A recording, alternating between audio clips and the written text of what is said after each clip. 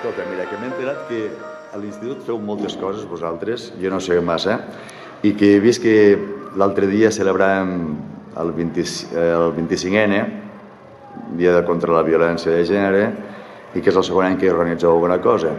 Tu, Daniela, em podries dir més o menys què heu fet aquest any sobre això?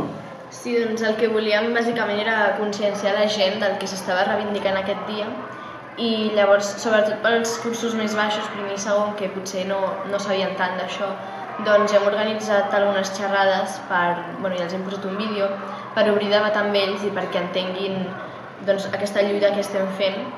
A més, també hem fet alguns cartells i hem posat pancartes per l'institut amb micromasclismes perquè la gent se n'adoni que això no és una cosa que passi allà, sinó que és com que la vivim cada dia i és molt present. Molt bé. I vosaltres ho heu fet això espontàniament o esteu més organitzades? Ona, formeu part d'alguna cosa? Bueno, dins del CPC es va crear la Comi de Lluita Feminista i llavors la formàvem 15 persones i a dins també hi ha 2 nois, que això és important que també hi participin, i llavors vam començar a pensar què podíem fer i vam decidir que faríem les presentacions. Però aquesta comissió és d'alumnes de l'institut? Sí.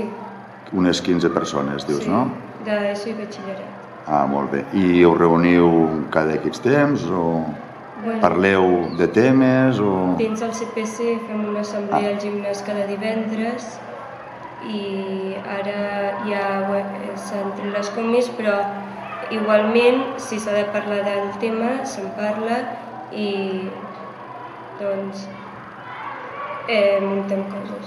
Molt bé. I Roser, aquests cartells que he vist per l'institut que estaven molt bé sobre micromasclismes, ens pots fer 5 cèntims de què és això, els micromasclismes? Els micromasclismes són petites actuacions que tenim la societat que ja les té com molt interioritzades, que són actuacions masclistes, però que les fem sense adonar-nos-en. Molt bé. I finalment, Clàudia, us felicito per la feina que heu fet, que m'ha agradat molt i sembla que encara hi ha molta feina per fer, perquè aquesta qüestió de la igualtat, home-dona, el tema de la violència de gènere, que és molt dur, com veus tu aquesta situació encara? Bueno, també a les xerrades hem donat dades, també, com per exemple que a Espanya cada 8 hores hi ha una dona, una dona violada, o que les dones cobrem un 20% menys aproximadament, o sigui, de mitjana, per fer la mateixa feina que pot fer un home, o... què més? No, hi ha moltes...